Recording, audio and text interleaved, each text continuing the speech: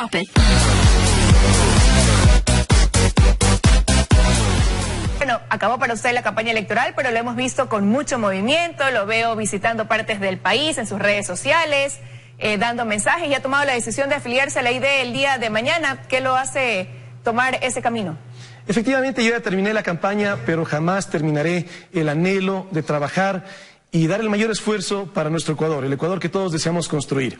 Hoy en día, pues, hay un objetivo que sí tengo, que es dar la vuelta a la República en gratitud a todos los ciudadanos que confiaron en nosotros y en gratitud a todo el Ecuador, porque de alguna manera logramos mostrar al país una manera diferente de hacer política. ¡Pendejo! Una política de ideas, una política de propuestas y fundamentalmente una política que nos vuelva a unir a los ecuatorianos.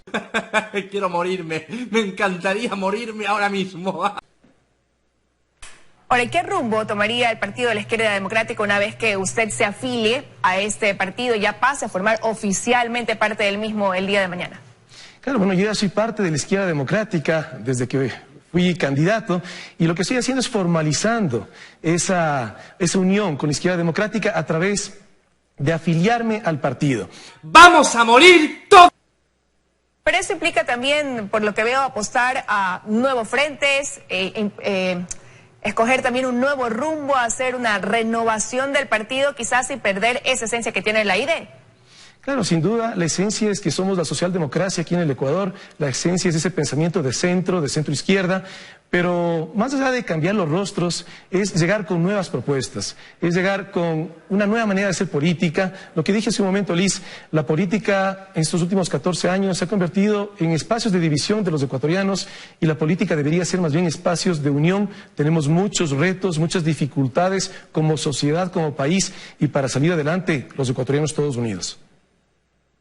Bueno, y usted mencionaba que está haciendo este recorrido por el país a manera de gratitud también, pero hemos visto que se reúne con los asambleístas ya electos en las diferentes provincias por parte de la Izquierda Democrática, tratando de implementar o de llevar hacia ellos esa visión de país que tienen como estructura política. ¿Hacia dónde va dirigido su mensaje para quienes van a integrar la asamblea pues ya a partir del mes de mayo?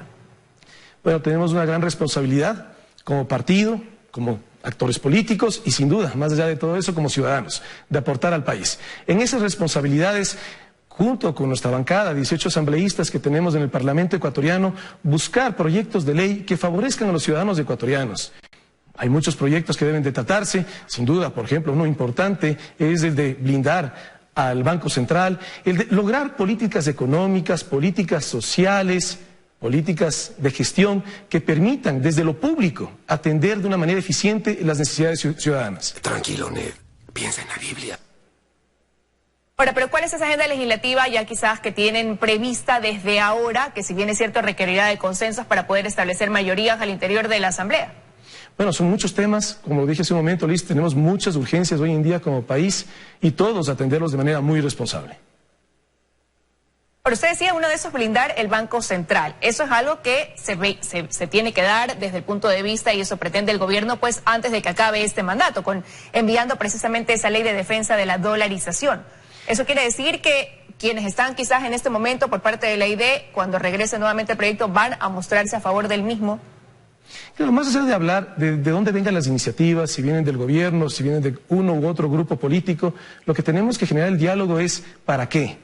¿Para qué van a aportar a la sociedad ecuatoriana? Y en tal sentido, sin ver de dónde se originen esos proyectos de ley, lo que tenemos los ecuatorianos es conectarnos qué es lo que nuestra sociedad necesita.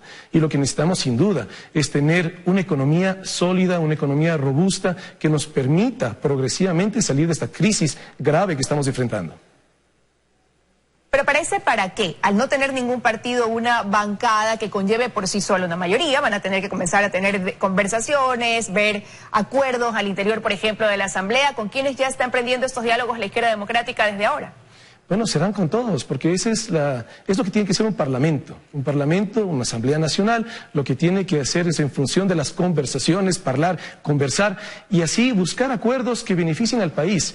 Tenemos que salir también de ese diálogo de confrontación ideológico, que vemos que no ha aportado mucho del país en estos 14 años, y más bien pasar al diálogo de las agendas que nuestro Ecuador necesita. Por eso es tan importante salir de ese sesgo ideológico de con quién negociar, con quién no, y pasar de el para qué vamos a hacer esos proyectos de ley para beneficiar a los ciudadanos ecuatorianos. Pero usted me ha dicho, será con todos. Pero ahora, en los actuales momentos, ¿ya han mantenido conversaciones con algunos de los partidos políticos con quienes pudieran generar algún tipo de alianzas al interior del Parlamento? Bueno, Liz, yo no soy asambleísta y de hecho nosotros nos consideramos un partido democrático, de tal manera que cada uno de los asambleístas aportará con sus ideas y dentro de la bancada legislativa se llegarán a hacer esas negociaciones. Lo que sí hemos dicho y en lo que sí seremos consecuentes es que toda negociación sea de manera transparente. La agenda de la transparencia para nosotros es fundamental, es esencial para comenzar a reconstruir positivamente esa política que lamentablemente ha tenido tantos inconvenientes y fracasos y que han afectado tanto a los ciudadanos ecuatorianos.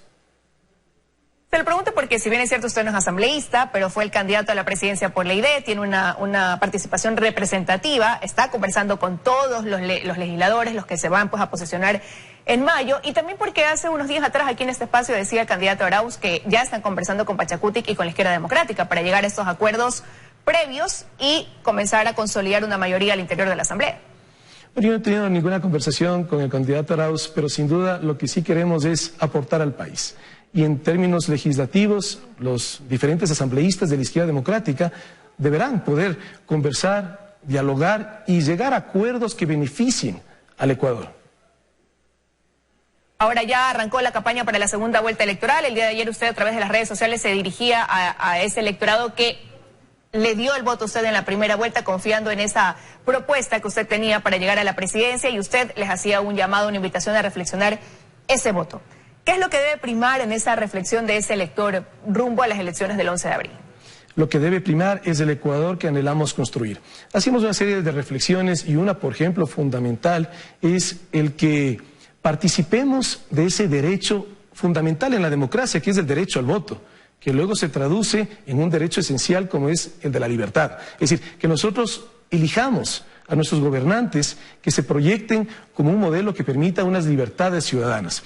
Por tal razón, no ir en el voto nulo, porque ese es ceder un derecho fundamental que tenemos todos los ciudadanos que vivimos en democracia. El llamado es a que todos, de manera reflexiva, pensemos nuestro voto. Hay un debate el día domingo, que lo veamos, que todos participemos, pero también lo he dicho y desde el inicio y de manera muy consecuente con mi manera de pensar, los políticos no son los dueños de los votos. Los políticos no pueden decirle al ciudadano por quién votar. Los dueños de los votos son los ciudadanos. Lo que sí se puede hacer, sin duda, es generar reflexiones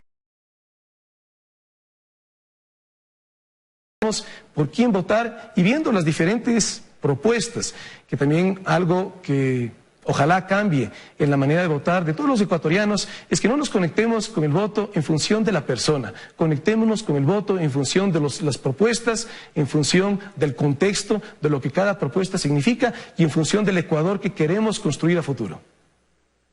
Y usted decía ayer, hay que analizar los criterios. Ese era su llamado a los electores, analizar esos criterios. ¿En qué deberían enfocarse? Porque, si bien es cierto, pues ambos candidatos rumbo a la segunda vuelta electoral tienen ya su base de propuesta que le hicieron en la primera vuelta, añadirán uno que otros temas porque han abierto también su conversación con otros sectores que no los incluyeron en la primera vuelta. Pero, ¿en qué debería, repito, enfocarse ese electorado al analizar esas propuestas?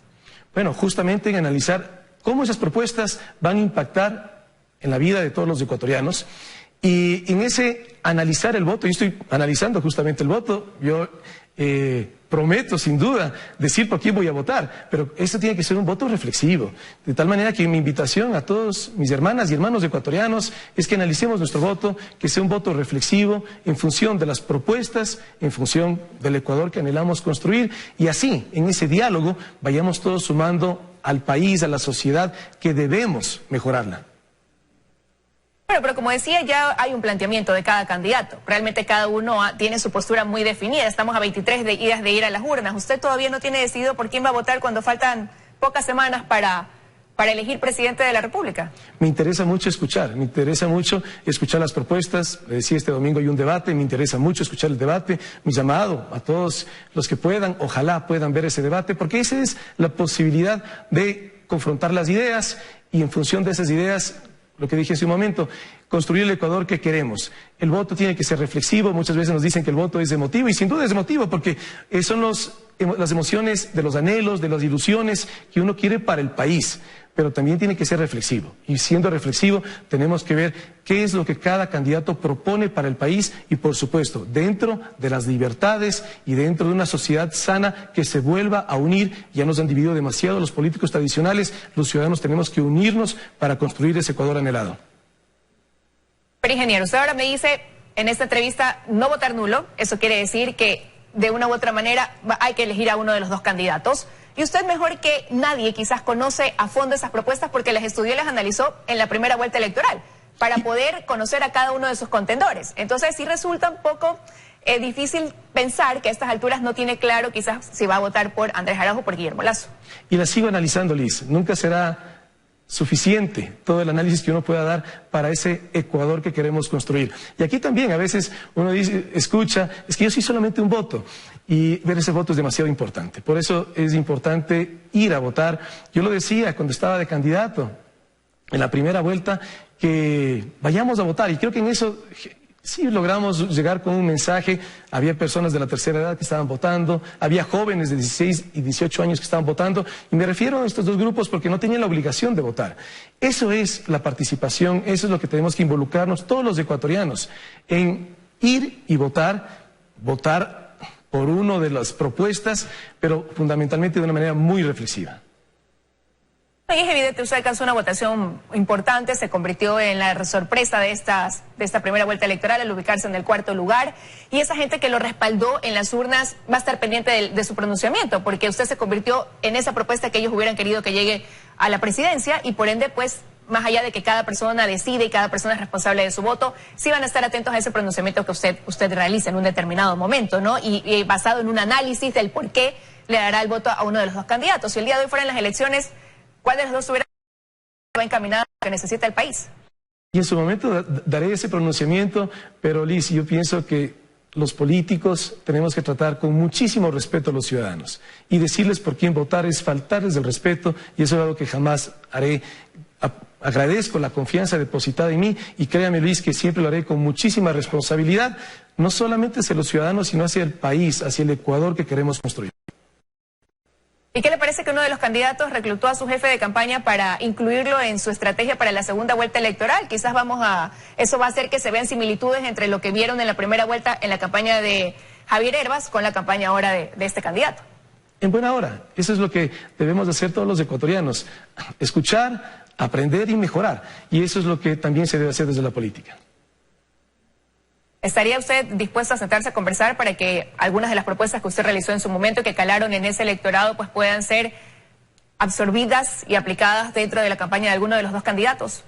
Por supuesto, esa es la política, y de hecho yo hice un TikTok en el que decía Javier se va a trabajar, y que lamentablemente no fue completamente aceptado por muchos, pero me voy a trabajar por el Ecuador, no es que me voy a trabajar por una actividad privada. Yo he asumido una responsabilidad que los llevaré toda la vida. Toda mi vida yo seré un actor en la política, toda la vida estaré aportando al país de manera positiva desde el escenario político, así como también desde el privado.